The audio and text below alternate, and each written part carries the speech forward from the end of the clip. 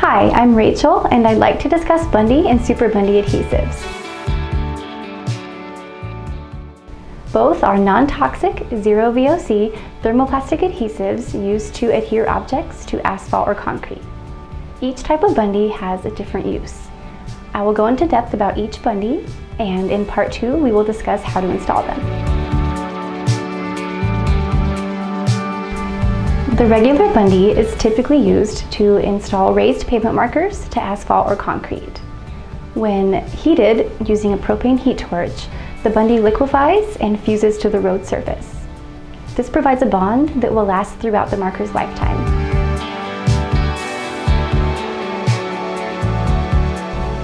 Bundys are available in 5" by 5" squares.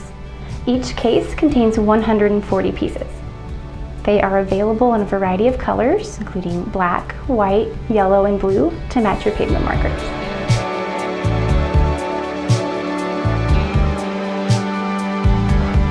So let's switch gears and talk about Super Bundys. Super Bundys are typically used to install larger objects to horizontal surfaces. They can bond delineator posts, curbstones, turtle markers, and other objects. Super Bundys are typically 8" by 8" in size.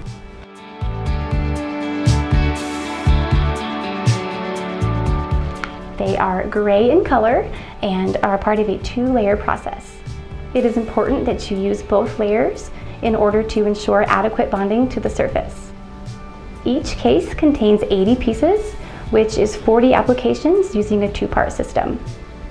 Super Bundys work on asphalt, brick, iron, or concrete without the use of a sealer.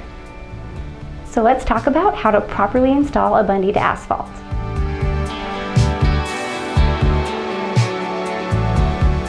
Installation for both types of Bundys is fairly similar.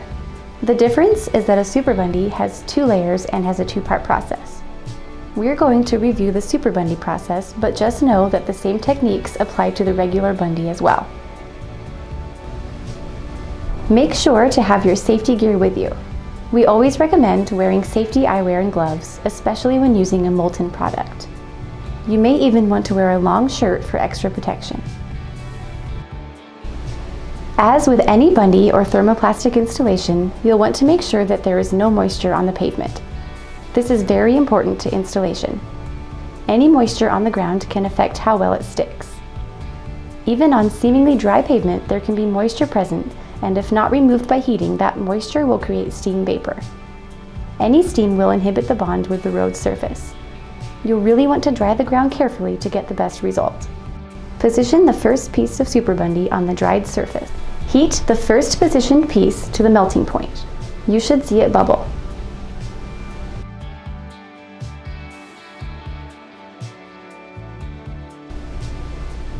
Place the second piece of Super Bundy on top of the molten piece. Heat the second piece.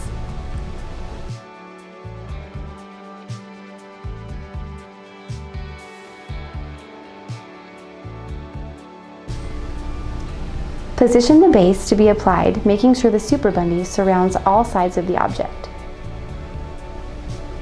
Add slight pressure to ensure proper bonding. Make sure you don't press too hard. You'll want to make sure that the molten material isn't squeezing out from under the base. And that's how to properly install a Super Bundy. I hope you enjoyed learning about Bundys and Super Bundy adhesives. They are excellent adhesives to adhere raised pavement markers and larger objects to the road. If you'd like to learn more, please visit our website at www.tssco.com. Thank you.